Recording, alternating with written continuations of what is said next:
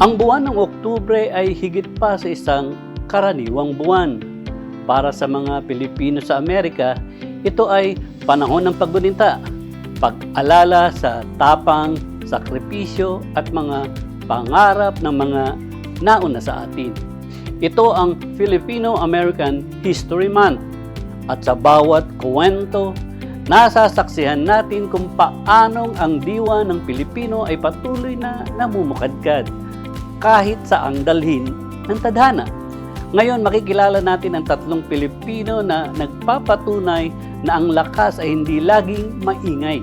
Minsan ito'y tahimik, ngunit puspos ng pag-asa. Magandang araw, ako si Dong Robles at ito ang Profile Overseas Diaries. Para kay Jennifer Lagit, ang buhay ay laging tungkol sa pag-aalaga. Isang nursing graduate at mapagmahal na ina ng kanilang dalawang anak. 17 taon ding naglaan ng panahon at puso sa pangangalaga ng mga may karamdaman si Jennifer. Subalit, dumating ang oras kung saan may bago siyang misyon. Mula sa pag-aalaga ng mga pasyente, tungo sa paggabay sa kinabukasan ng mga pamilya. Ito'y bilang isang financial consultant ng NextGen. Patuloy siyang naglilingkod, hindi nga lamang sa ospital, bagkus sa tahanan ng bawat pamilyang nangangarap. Well, I really love serving people. Kaya nga ako naging nurse. So, serving others for me come naturally, especially with us Filipino nurses, we're very compassionate.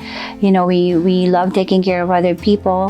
It is not easy, to work as a nurse. I also have health issues like scoliosis and back pain, and I think kasama na yan sa nurses nandiyan ang back pain talaga because of all the physical activity that we do. So sabi ko, I really don't wanna do this for another 15 years and magsuffer yung health ko. Taong 2020, kasagsagan ng pandemic na coronavirus o COVID-19 sa buong mundo. Inatake sa puso ang asawa ni Jennifer. Dito na napagtanto ni Jennifer na mag-iba ng karera para mas tugunan ang financial needs ng kanyang pamilya. So I started to look for an opportunity to replace my income. So during that time, one of my friends, we found a health program. Okay. It's a company called Optavia, and I started to coach on that program, to help people get healthy, lose weight, teach them healthy habits. My husband lost about 40 pounds, I think, in 4 months. I lost 18 pounds, 2 months. So it was a great program, and I enjoyed doing it. And the thing is, I was doing it on the side, and I was making some extra money. So it was like a side income for me, helping other people getting healthy. And so sabi ko, it's what I do anyway, I help other people. And so it gave me a new idea, and my mind was open to other things. Sabi ko, hindi lang pala ako pwedeng ma-stuck sa nursing. I can get unstuck and I can do other things, and I can still, help other people and make money. 2004 nang makarating sa Amerika ang buong pamilya ni Jennifer. Aniya, ito yung taon kung saan tumaas muli ang demand ng mga lisensyadong nurse sa Estados Unidos. Pero aminado si Jennifer, ang accountant niyang kabiyak ang nagpursige para makalabas sila ng bansa. Actually, ang asawa ko, kuya, ang nag-apply sa akin. Wala akong kaalam-alam kasi nag-graduate ako nursing 93 pa. More than 10 years, di ako nag-practice ng nursing. 93 nga ako nag-graduate, di ako nagtrabaho as nurse kasi walang sweldo nung time na yon. Mag-volunteer ka lang sa mga hospitals, hindi ka nila sisweldohan. Nasa bahay lang ako, nag-aalaga ng mga bata. Yung asawa ko, siya ang nag-work talaga. Accountant siya so, oo, pero nag-work siya nun sa Manila. Ang layo. So, para siyang weekend father. Na-realize niya yung mga bata, parang hindi siya kilala pag umuwi siya. Mga 2 years old sila noon yung mga anak ko. Taong 1993 hanggang 1996, nasa gitna ng healthcare system crisis ang Amerika, kung saan marami silang ginawang reforma kaugnay ng gastusin sa pangkalusugan o ang healthcare reforms. Reforma na nagtulak sa pamahalaan ng Amerika para magbawas ng mga kawani sa ospital. At nagresulta din noon ng pagbaba ng pangangailangan ng mga nurse sa ibayong dagat. Kaya naman ang libo-libong nurse graduate at mga lisensyado sa Pilipinas ay hindi makalabas ng bansa. Year 2003, unti-unti na ngayon nagbabalik yung mga recruiter sa Philippines kasi nag-start na naman silang mag-recruit, nag-open na naman yung mga visa. So, ang kagandahan sa akin, dahil meron ako nung CGFNS certificate, parang NCLEX yun, is ang meaning niya commission of graduates of foreign nursing schools. Ginagamit pa rin nila ngayon yun eh. Yung hindi siya exam, pero basta may mga screening sila. Sometimes you have to pass that test, depende sa state. Sa kwento ni Jennifer, sinagot lahat ng kanilang recruiter o ng agency ang lahat ng gastusin at pagpoproseso para makapunta siya at kanyang pamilya. Mula sa pagre-review hanggang sa pagkuha ng exam sa bansang Saipan, dahil noong mga panahong iyon, wala pang NLEX sa Pilipinas o ang National Council Licensure Exams. In 13 months, nakaalis kami. Ang bilis. Pero malaki binayad niyo? Hindi ako nagbayad, kuya. Walang bayad. So, pero kontrata siya 2 years. Okay. Sila lahat gumastos. Tapos meron pa akong parang 6,000 na sign-in bonus. Ngayon, ako lahat gastos nila. Ngayon, yung family ko, syempre, kailangan mo kumuha ng visa. So, para nila akong pinahiram ng pambayad ko ng visa. Pinahiram pa ako. Parang 1,000 something or whatever. Tapos, sina-salary deduction lang nila. Pero okay na rin kasi nakarating pa rin ako dito. Tapos, green card kami agad, lahat-lahat. Ika nga, the rest is history para kay Jennifer at sa kanyang pamilya. Aniya sa Amerika, ibang sakripisyo din ang kanilang dinaanan. Pero dahil sa buo ang kanilang pamilya, sinuong nilang lahat ang bawat pagsubok. Ang kwento ni Jennifer ay isa lamang patunay na ang pagmamahal at pagmamalasakit sa pamilya at kapwa ay may iba't ibang anyo. At bawat pagbabago ay maaaring maging simula ng panibagong pag-asa.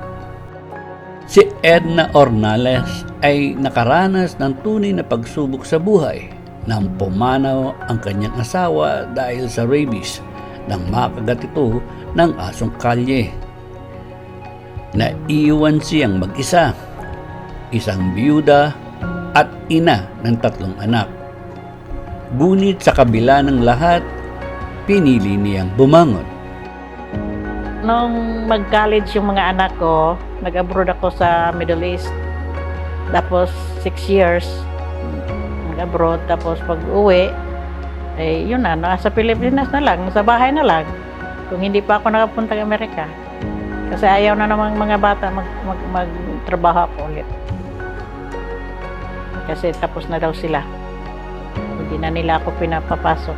Dito, nung magpunta ko sa Amerika, kailangan magtrabaho kasi wala man wala man akong asawang sa akin na bubuhay sa akin dito, kaya kailangan magtrabaho.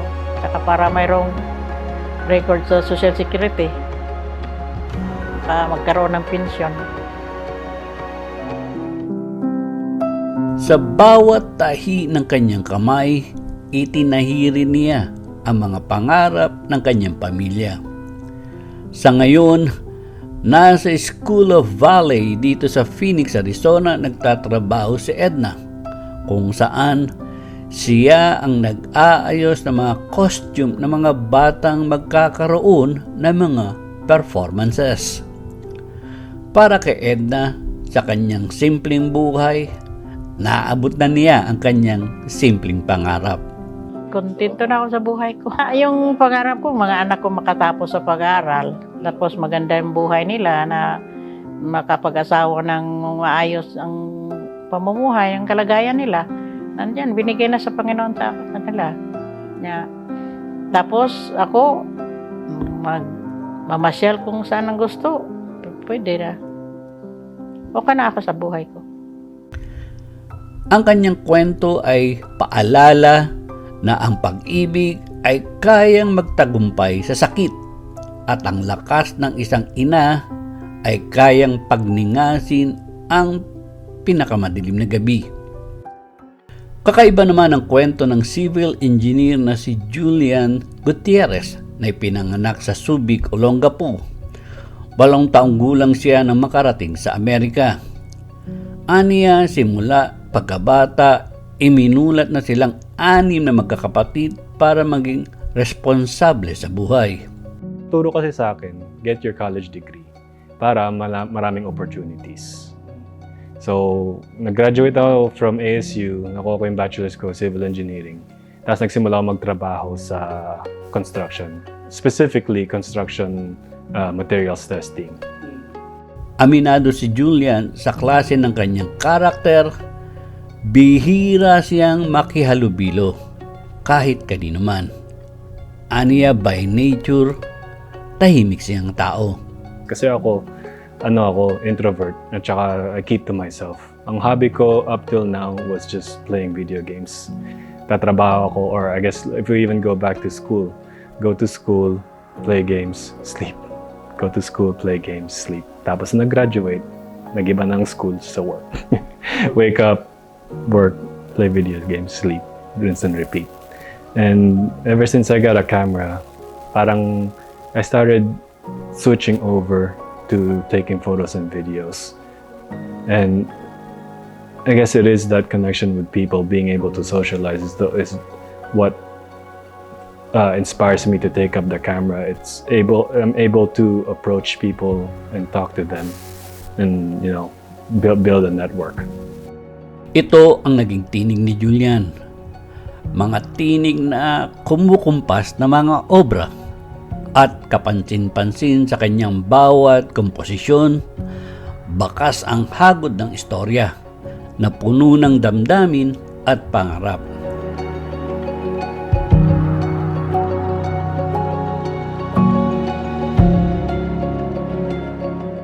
Shooting photo and video helps me grow out of my shell, be able to meet more people.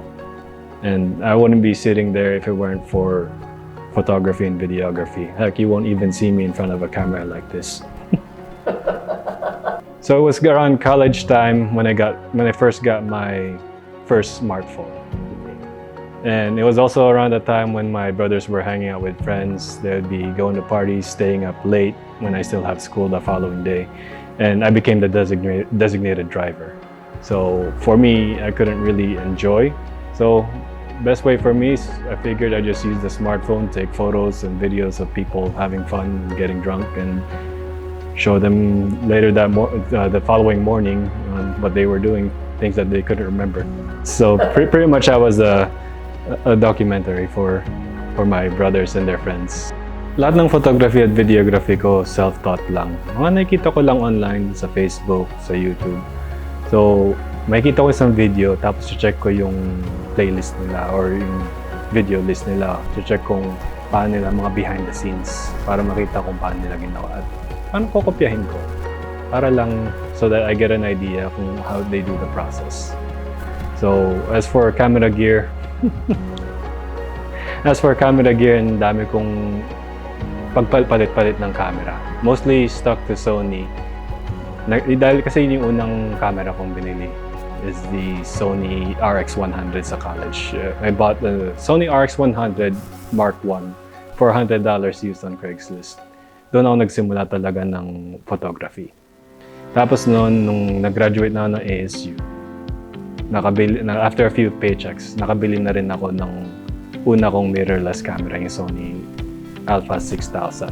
Tapos yung lens na nakuha ko yung 35mm. Tapos doon, pa-picture-picture lang, tapos on and off.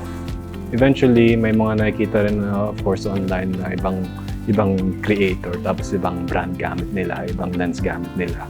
Kaya after that, nag-try ako ng Fujifilm, nag-try ng Nikon. But ultimately, nag-settle ako sa Sony dahil yun talaga yung pinakagusto ko dahil sa autofocus nila.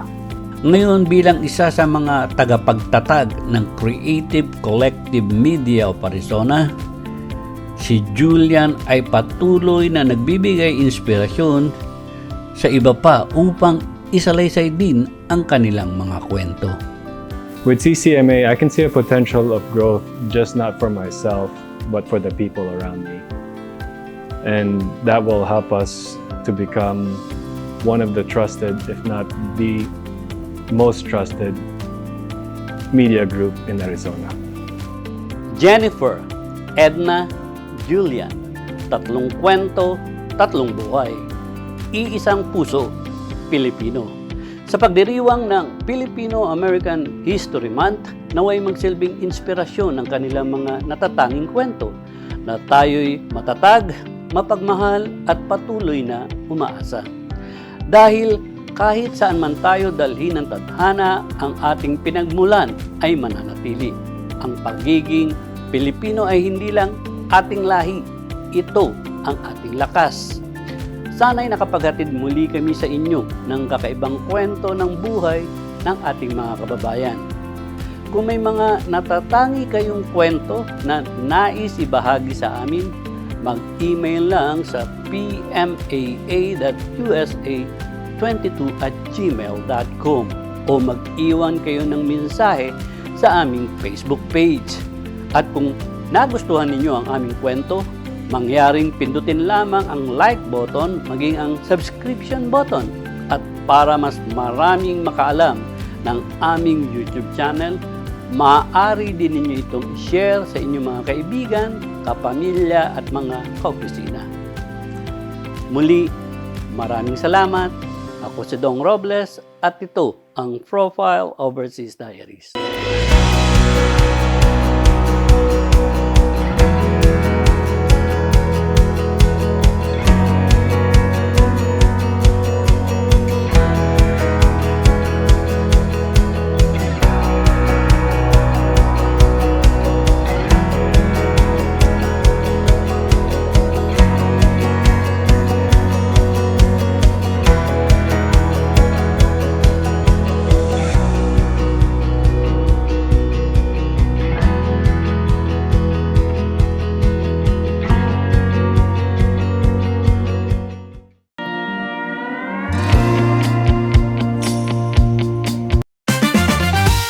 We rise.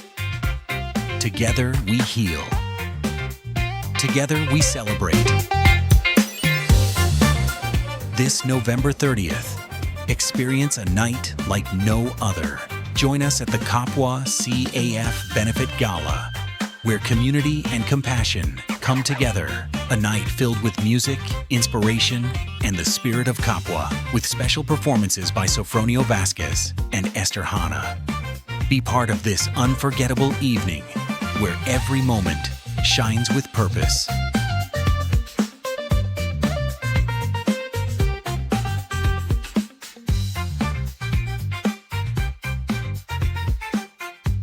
Buy your tickets now at circapintig.org.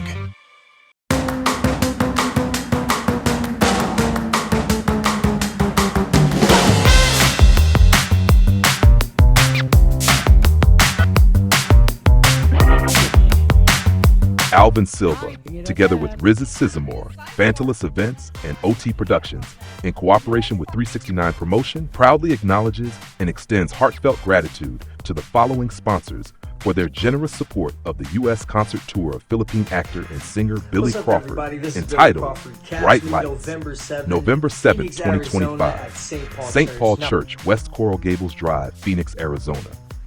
Major sponsors: Call Christina now. Legal guidance you can trust.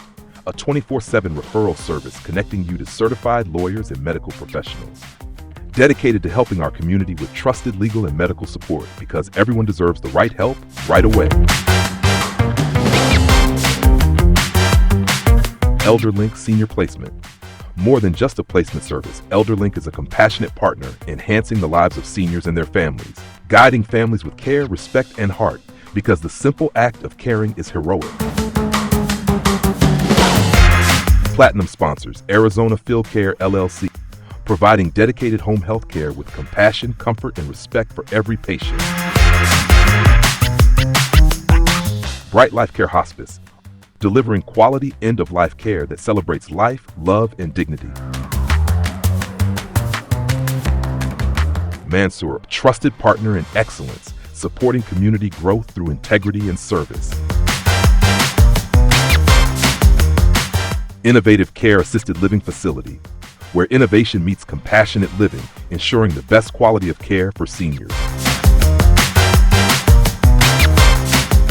Gold sponsor, Community First Home Healthcare LLC, putting patients and families first, committed to quality, compassion, and professional care. Silver sponsors, New Gen Financial Group, helping families achieve financial freedom and security through smart planning. A place for your loved ones, Litsus Dumagby, owner, creating a safe and loving environment for seniors where care feels like home. Graham Health, healing for every individual, dedicated to promoting health, hope, and holistic healing for all. Get Notice Printing, your local partner in print and design, helping businesses stand out with quality and creativity. Amethyst Meadows Senior Care, providing personalized care that nurtures comfort, dignity, and joy in every moment. Amazing Cooking System, empowering families with innovative cooking solutions, making every meal simply amazing. Christine Yebut Bartoloma, our community mortgage, helping families achieve the dream of homeownership with trust and personalized service. Santi Melchor, a valued community supporter with a passion for music, culture, and Filipino pride. Demore Hospice LLC, offering loving hospice care focused on compassion, comfort, and peace.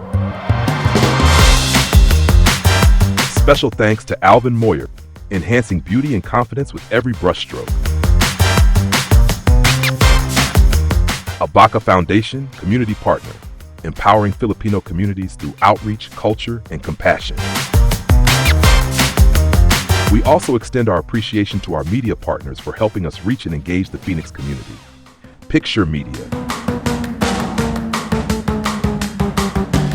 People's Media Advocacy Asia, F Magazine, Legacy Collective Media. Billy Crawford will be joined by special guests, Philippine comedian Mojack, guest performer Trina, hosted by AJ Menabat, Maraming Salamat Po.